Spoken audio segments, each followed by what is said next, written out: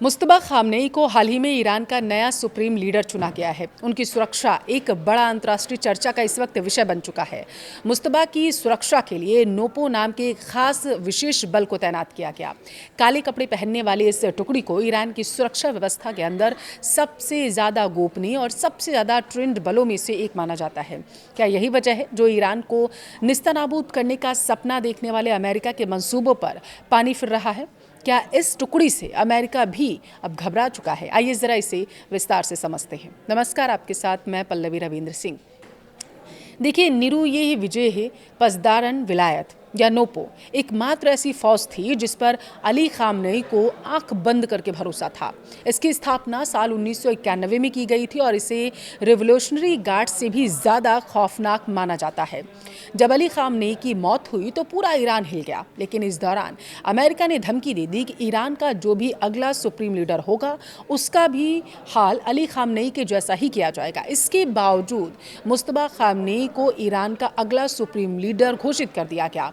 विपक्षी समूहों का मानना है कि तेहरान ने शायद उनके उत्तराधिकारी और बेटे मुस्तबा खामनेई की सुरक्षा के लिए अपनी सबसे गुप्त और विशिष्ट सुरक्षा इकाई को तैनात कर दिया है। यह इकाई नोपो है, जो फारसी में निरूये विजय पसदारन विलायत का संक्षिप्त रूप है, जिसका मोटे तौर पर अगर हम अनुवाद करें तो सुप्रीम लीडर की रक्षा के लिए विशेष बल के रूप में इसे जाना जाता है। अब दावा किया जा रहा है कि एक अत्यंत विशिष्ट आतंकवाद रोधी बल यानी कि नोपो को संभवतः जो मुस्तबा की जान बचाने का काम सौंपा गया है, उन्हें 28 फरवरी को अमेरिका इजराइल द्वारा किए गए हमले के बाद से एक सुरक्षित अज्ञात स्थान पर भेज दिया गया। इस हमले में तेहरान के शीर्ष अधिकारियों के अन्य सदस्य भी मारे गए थे। अगर आपको याद हो तो नोपो ही मुस्तबा खामनेई की सुरक्षा कर रहा है, और इस दावे को और ज़्यादा बल तब मिल गया जब ईरान की राष्ट्रीय प्रतिरोध परिषद यानी कि NCRI के अली सफ़वी ने इस सप्ताह की शुरुआत में ही फॉक्स न्यूज़ को एक प्रेस कॉन्फ्रेंस में बताया था कि खामनेई के जाने के बाद अब नोपो संभवतः मुस्तबा खामनेई की सुरक्षा करेगा। NCRI ईरानी विपक्षी समूहों का एक फ्रांस और अल्बानिया स्थित गठबंधन है जो 1979 की क्रांति के बाद से स्थापित इस्लामिक गणराज्य को उखाड़ फेंकना चाहता है। यही इसकी एक इच्छा है बस।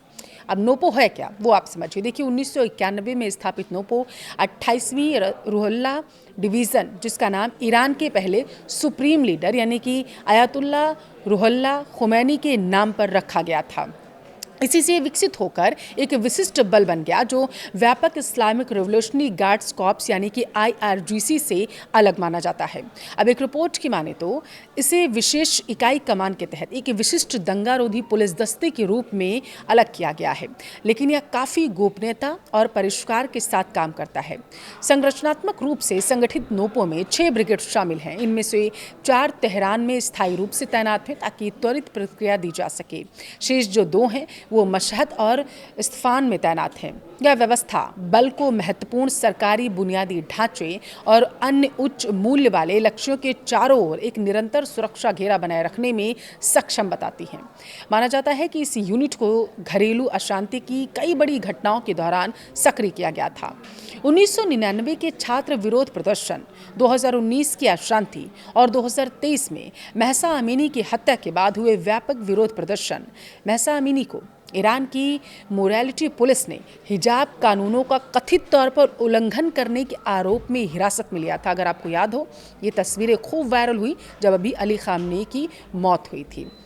अब रिपोर्ट्स के अनुसार तेहरान किसी भी विरोध प्रदर्शन को दबाने के लिए इस यूनिट को तैयार कर रहा है, क्योंकि यह शासन के प्रति पूरी तरीके से वफादार यूनिट है।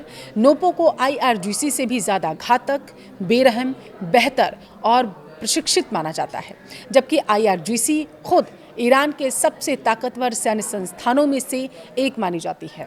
IRGC को इस्लामिक क्रांति को बाहरी और आंतरिक दोनों तरह के खतरों से बचाने का काम सौंपा गया है, लेकिन नोपो को खास तौर पर बेहद जोखिम भरे हालात के लिए तैयार किया गया है और तभी ये सामने आते हैं, जिसमें बंधकों को छुड़ाना, आंतरिक सुरक्षा खतरों को खत्म करना शामिल है। और इसी खासियत की वजह से यह ईरान के शीर्ष नेतृत्व के लिए सुरक्षा का सबसे पसंदीदा जरिया बन चुका है। दावा किया जा रहा है कि खामनेई अपनी सुरक्षा के लिए किसी दूसरी सुरक्षा बल पर भरोसा ही नहीं करता था। 9 मार्च को मुस्तबा खामनेई को उनके पिता अली खामनेई का उत्तराधिकारी घोषित किया गया था। हालांकि वह अभी तक सार्वजनिक रूप से भले ही सामने नहीं आया है, लेकिन सरकारी मीडिया को दिए गए एक बयान में उसके हवाले से कहा गया कि ईरान, अमेरिका, इजराइल और उनके खाड़ी सहयोगियों के खिलाफ अपनी जवाबी सैन्य कार्रवाई लगातार जारी रखेगा। अमेरिका के राष्ट्रपति डोनाल्ड ट्रंप ने भी इस हफ्ते दावा किया कि इस युद्ध ने ईरानी शासन को बुरी तरीके से कमज़ोर किया है। उन्होंने अपनी नौसेना खो दी, उन्होंने अपनी वायुसेना खो दी, उनके पास विमान रोधी कोई उपकरण ही नहीं बचा और उनके पास कोई रडार तक नहीं है। उनके नेता भी जा चुके हैं, ट्रंप की तरफ से दावा किया गया और उन्होंने कहा कि इससे भी बुरा वो और आगे करेगा। ट्रंप ने दावा किया है कि मुस्तबा खामनेई शायद किसी न किसी रूप में जीवित है, लेकिन उसे नुकसान ज़रूर पहुंचा है। दावे अमेरिका की तरफ से भी किए गए, दावे ईरान की तरफ से भी किए गए, लेकिन दावों को लेकर आपकी नज़र क्या कहती है? कमेंट में ज़रूर बताएं।